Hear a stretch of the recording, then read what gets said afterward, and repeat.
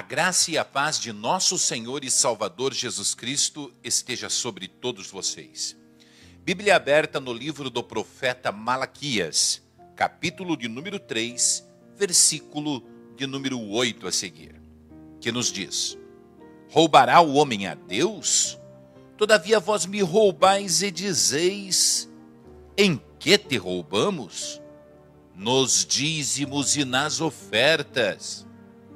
Com maldição sois amaldiçoados, porque a mim me roubais, sim, toda esta nação. Trazei todos os dízimos à casa do tesouro, para que haja mantimento na minha casa. E depois fazei prova de mim nisto, diz o Senhor dos Exércitos. Se eu não vos abrir as janelas dos céus, e sobre vós derramar uma bênção tal, até que não haja lugar suficiente para recolherdes. Oremos. Pai, diante da tua palavra, pedimos a tua revelação. Fala conosco, Senhor, nesta hora, em nome de Jesus Cristo. Amém e graças a Deus. Meus amados irmãos, senhoras e senhores que me acompanham nesta hora, o texto que nós acabamos de ler, escrito pelo profeta Malaquias, inspirado por Deus, é um texto que nos deixa pensativos.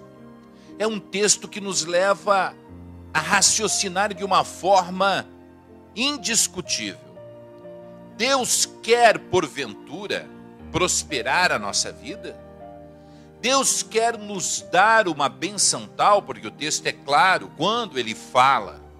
Estes versículos que nós lemos, ele é muito claro. Quando ele fala: trazei todos os dízimos à casa do tesouro, para que haja mantimento da minha casa, e depois fazei prova de mim nisto, e abrirei as janelas dos céus.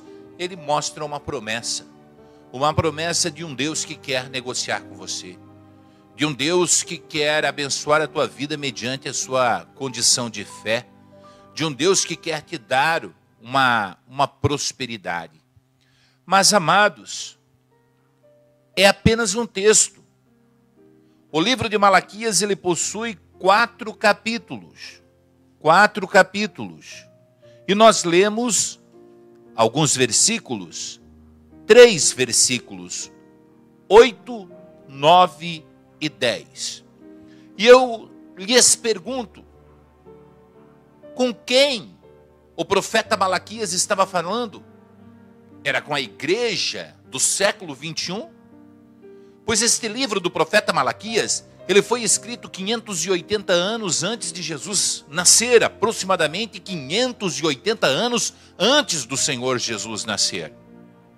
E eu penso, estaria Deus inspirando Malaquias para que nós pudéssemos entender, nós pudéssemos imaginar que a igreja do século 21 seria abençoada com a bênção da prosperidade, com a bênção material, com a bênção de chuvas de dinheiro sobre a vida, pelo fato destas pessoas dizimarem? Era isso que Malaquias queria falar? Ou Malaquias estava sendo usado por Deus para um outro objetivo? Então nós precisamos entender o que aconteceu nessa época. Nessa época nós sabemos que Salomão construiu um templo maravilhoso. Salomão construiu um templo que jamais um outro homem qualquer construiu. Mas os reis que sucederam Salomão e que foram ficando no lugar de Salomão venderam até as portas do templo. Os saqueadores levaram tudo que tinha no templo. E aí Israel acabou sendo levado cativo para a Babilônia. Neste tempo, voltaram da Babilônia os judeus e eles reedificaram o segundo templo. Ou seja, como está escrito, a glória da segunda casa será muito maior que a glória da primeira casa, mas nem de longe, nem imagina-se como era a glória da primeira casa perto da segunda. A segunda era muito mais simples, muito mais frágil. Este templo foi conhecido como Templo de Zorobabel e ficou pronto nessa época. E o que acontecia nesse tempo é que os sacerdotes tinham a obrigação de sustentar com o dízimo Eles tinham a obrigação de sustentar as viúvas, os órfãos, os estrangeiros e principalmente os levitas. Porque os levitas, a promessa de Deus, a herança dos levitas era o dízimo. E os sacerdotes não estavam fazendo isso. Veja bem para quem Malaquias escreve esse livro. No capítulo 2, versículo de número 1, está escrito assim. Capítulo 2 do livro de Malaquias, versículo 1. Agora, ó sacerdotes, este mandamento é para vós. Olhem, senhoras e senhores, não é para a igreja do século 21 e tampouco para os membros do corpo de Cristo. É para os sacerdotes judeus.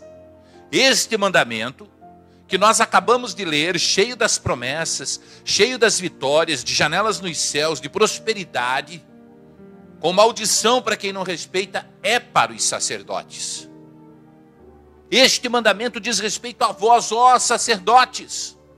Ou seja, senhoras e senhores, não é para você que está me acompanhando agora. Ainda quando nós lemos no capítulo 3, o versículo 6, diz assim: porque eu, o Senhor, não mudo. Por isso vós, ó filho de Jacó, ó filhos de Jacó, não sois consumidos. Está falando aos filhos de Jacó, está falando ao povo de Israel.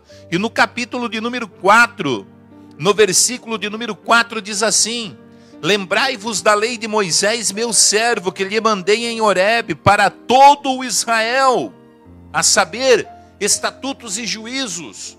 Ou seja, é bem claro, o livro de Malaquias, ele está falando com o povo judeu, com as pessoas que têm a religião judaica. Ele está falando com os descendentes de Jacó. Ele está falando especificamente com os sacerdotes, porque os sacerdotes eram corruptos. Eles desviavam os recursos dos dízimos, eles desviavam a semente dos dízimos e não davam para os levitas, não davam para os órfãos, não davam para as viúvas.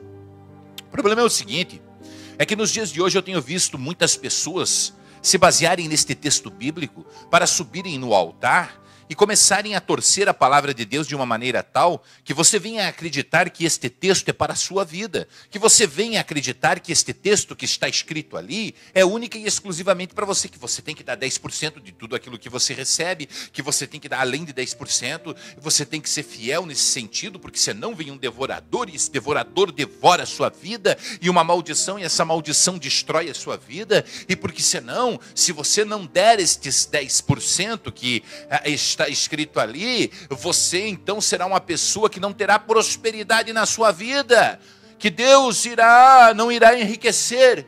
Queridos, veja bem, a tua prosperidade não está em você fazer negócio com Deus. Deus não faz negócio com o homem. Ou você imagina Deus como um gerente de banco, ele sentado de um lado da mesa e você sentado do outro lado da mesa, e você olha para Deus e Deus te entrega um envelope, e aí Deus te dá um envelope e olha nos teus olhos e diz assim: meu filho, eu te abençoo pelo valor que você coloca dentro desse envelope. É assim que você vê Deus? Como um gerente de banco? Não é dessa forma, não é desta maneira. Você quer ser abençoado financeiramente, você quer ser próspero financeiramente, eu vou te dar a fórmula, eu vou te dar a matemática que você vai utilizar para ser abençoado financeiramente. É muito simples, você trabalha bastante, você luta bastante, você guarda o seu dinheiro, você economiza o seu dinheiro, você faz bons investimentos, você não gasta o seu dinheiro com besteira, você aplica o seu dinheiro da forma correta e você vai prosperar na sua vida, você será abençoado na sua vida. Mas não é fazendo barganha com Deus, porque nosso Deus não é Deus de troca-troca. Ele não é gerente de banco. Ele é um Deus poderoso que abençoa a sua vida mediante a sua transformação de fé. E abençoar a sua vida não significa única e exclusivamente abrir janelas dos céus para você ter um carro 0 quilômetro, para você ter uma casa maravilhosa. Quantos testemunhos fantasiosos, quanta ilusão temos visto na televisão moderna, na mídia moderna, todo mundo alicerçado e pautado em Malaquias, que foi escrito para sacerdotes e para o povo hebreu. Que erro! Jesus Cristo quer ver você rico? Jesus quer ver você rico? Olha só o que está escrito no Evangelho narrado por Mateus, no capítulo de número 19, a partir do versículo de número 26. Diz assim: E eis que, aproximando-se dele, um jovem disse-lhe: Bom mestre, que farei para conseguir a vida eterna? E disse-lhe: Por que me chamas de bom? Não há bom senão um só, que é Deus. Se queres, porém, entrar na vida, guarda os mandamentos. E ele disse: Quais? E Jesus disse: Não matarás, não cometerás adultério, não furtarás, não dirás falso testemunho, honra teu pai e a tua mãe, e amarás ao teu próximo como a ti mesmo. Então o jovem disse: Tudo isso eu tenho guardado desde a minha mocidade, o que mais me falta ainda? E disse-lhe Jesus: Se queres ser perfeito, vai, vende tudo que tens e dá aos pobres, e terás um tesouro no céu. Então vem e segue-me. E o jovem, ouvindo estas palavras, retirou-se, triste, porque possuía muitas propriedades. Disse então Jesus aos seus discípulos: em verdade vos digo, que é difícil entrar um rico no reino dos céus. E outra vez vos digo, que é mais fácil um camelo passar pelo fundo de uma agulha do que um rico entrar no reino dos céus. Estão compreendendo?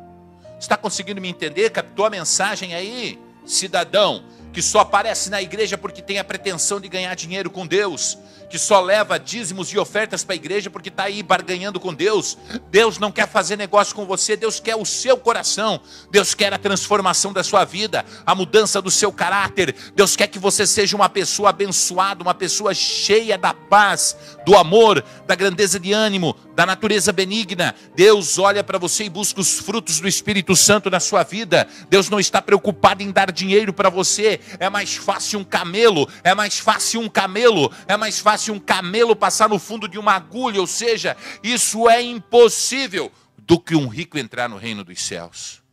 Só Deus pode fazer o milagre de uma pessoa rica não ficar apegado ao dinheiro de tal forma que ela não seja condenada ao inferno.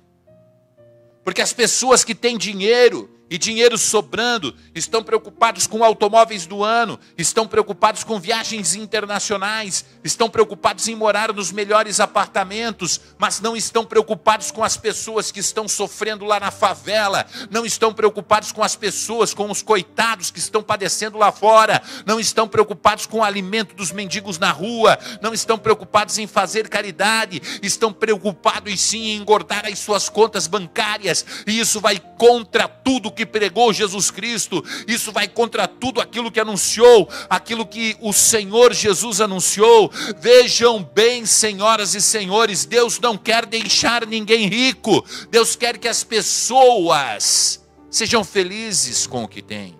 Ele disse: porque andai ansiosos com o que é vez de comer e com o que é vez de vestir? Olhai as aves dos céus, que não semeiam nem cegam, nem por isso lhes falta o que comer. Olhai os lírios do campo, nem Salomão em toda a sua glória se vestiu como um deles. Não valei vós mais do que as aves dos céus e os lírios do campo? Bem certo que valeis. Oh, glória!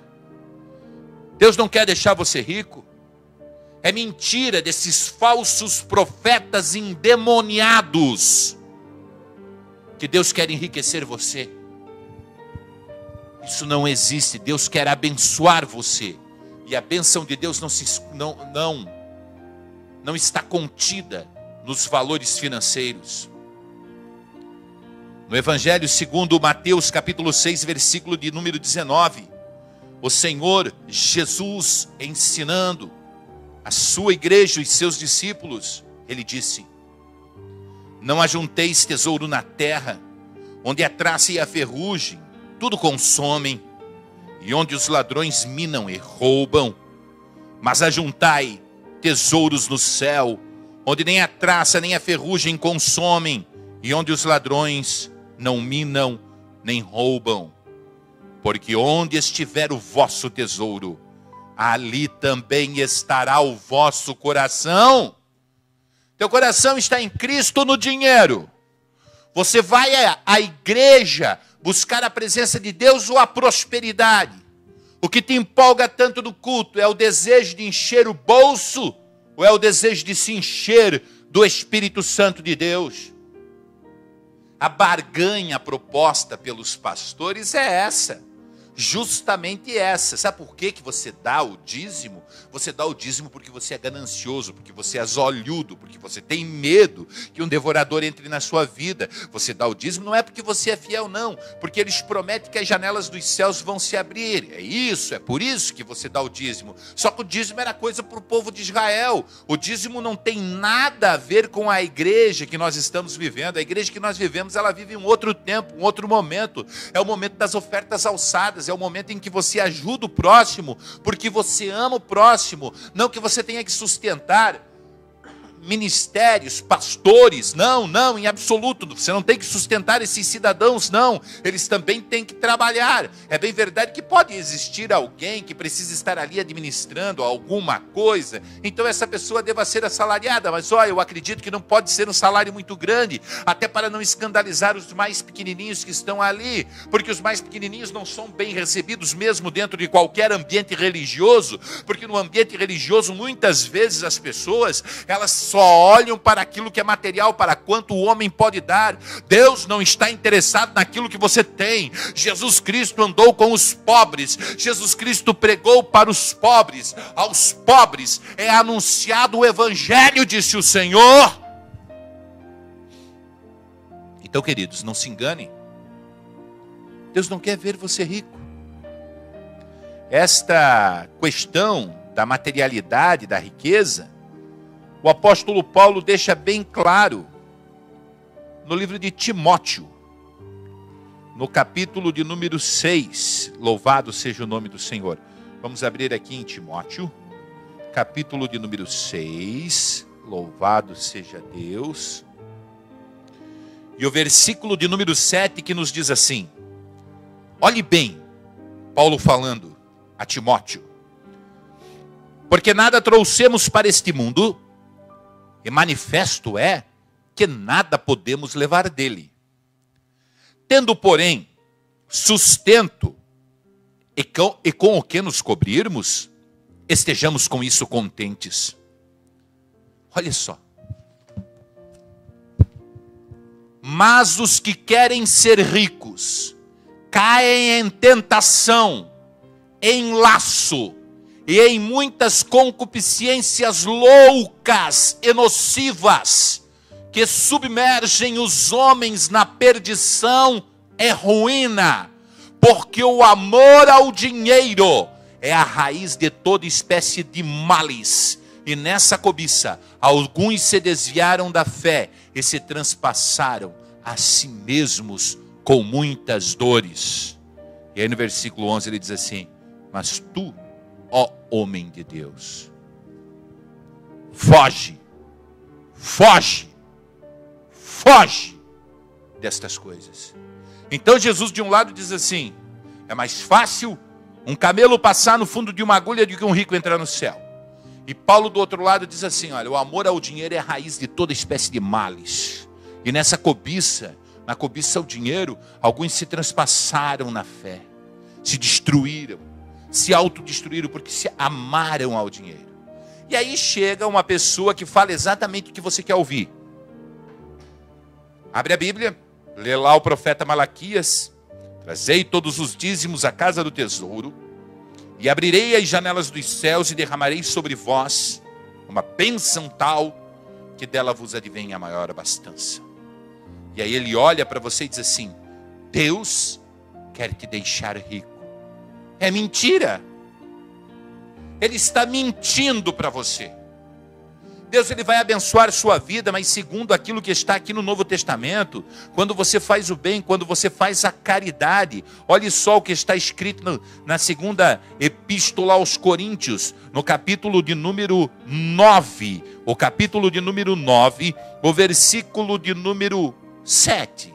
Com relação às contribuições, diz assim, ó: cada um contribua segundo o que propôs no seu coração. Amigo, é propósito. Você fez propósito, aí você vai contribuir aquilo que você propôs. Se você pode ajudar com pouco, é com pouco. Aquela viúva tinha 2 moedas, ela ajudou com tudo. E o tudo dela era pouco. O importante para Deus é a fidelidade, é a intenção do coração, não é a quantia. O homem olha para a quantia, o homem olha para o carro zero. Mas o nosso Deus olha para dentro do coração. Veja bem. Cada um contribua segundo o que propôs o seu coração, não com tristeza e nem por necessidade. Poxa vida, se você vai fazer uma contribuição, porque você está precisando de dinheiro, olha, você está precisando de grana, aí você vai fazer a contribuição por necessidade, Deus não vai receber. E diz mais, porque Deus ama aquele que dá com alegria. E Deus é poderoso para fazer abundar em vós toda a graça. Olha, Deus é poderoso para fazer abundar em vós toda a graça. Aí ele fala da graça, ele fala da paz, ele fala da experiência com Cristo, ele fala do sentimento cristão. Abundar em vós toda a graça, a fim de que, tendo sempre em tudo toda a suficiência, ou seja, tendo sempre em tudo, não faltando nada. Isso é prosperidade.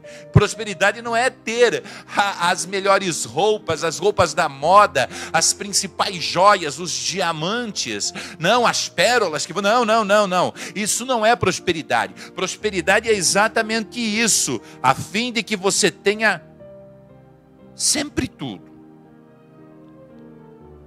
Toda suficiência e abundeis em toda boa obra. Você tendo tudo, você tem que ser abundante em boa obra. E aí ele diz assim no versículo 9, conforme está escrito: espalhou, deu aos pobres, a sua justiça permanece para sempre. Então é isso.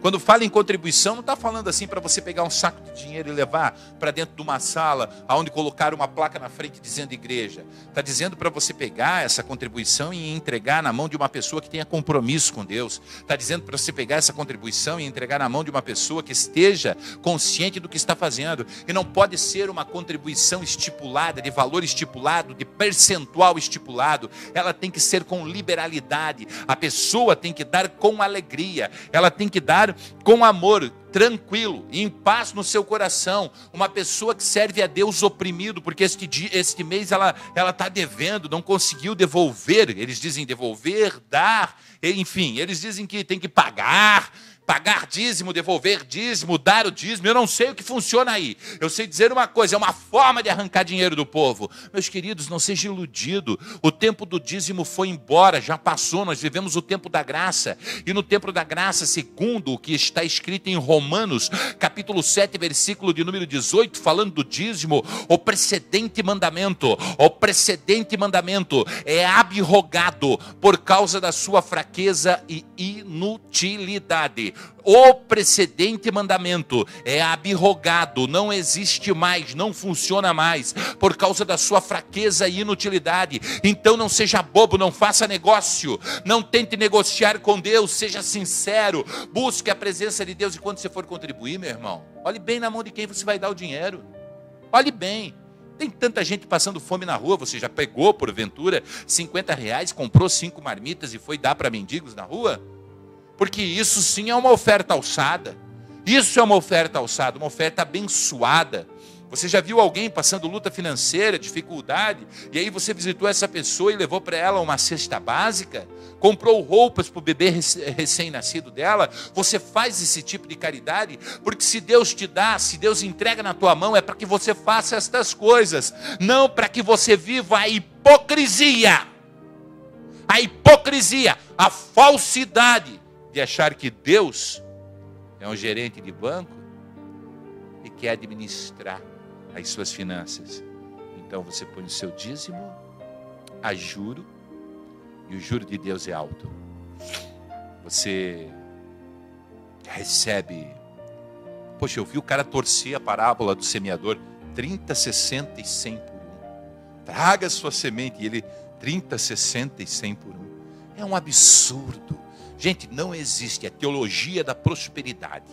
É a argumentação de falsos profetas que estão se levantando por todas as partes do mundo, mas principalmente em todo o território brasileiro. A teologia da prosperidade é uma mentira. Jesus Cristo veio para trazer a paz, o amor, o perdão, a misericórdia. Vivemos no tempo da graça, vivemos no tempo onde habita a misericórdia de Cristo sobre as nossas vidas. O dízimo está extinto para a glória de Deus. Por isso, não se condene se você não é dizimista.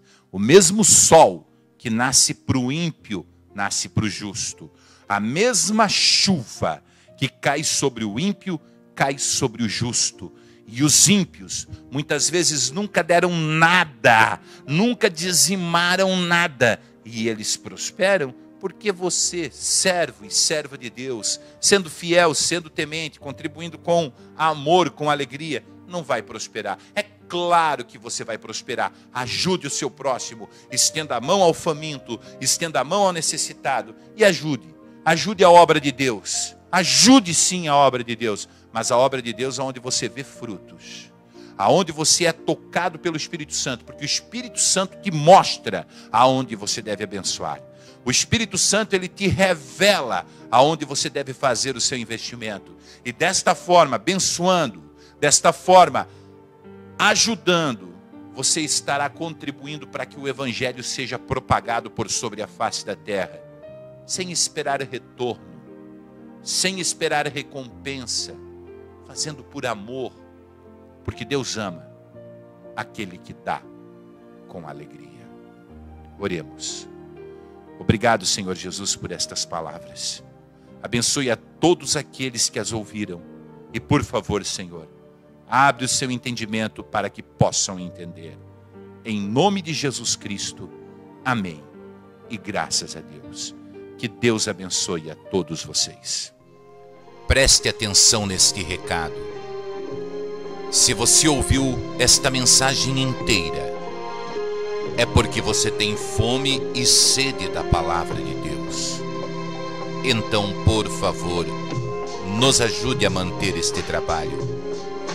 Deposite qualquer valor em uma lotérica ou na Caixa Econômica Federal, agência 1879, conta corrente 6570 dígito 7, operação 001, em nome de Evandro Névio Argenton, e nos ajude a prosseguir na caminhada.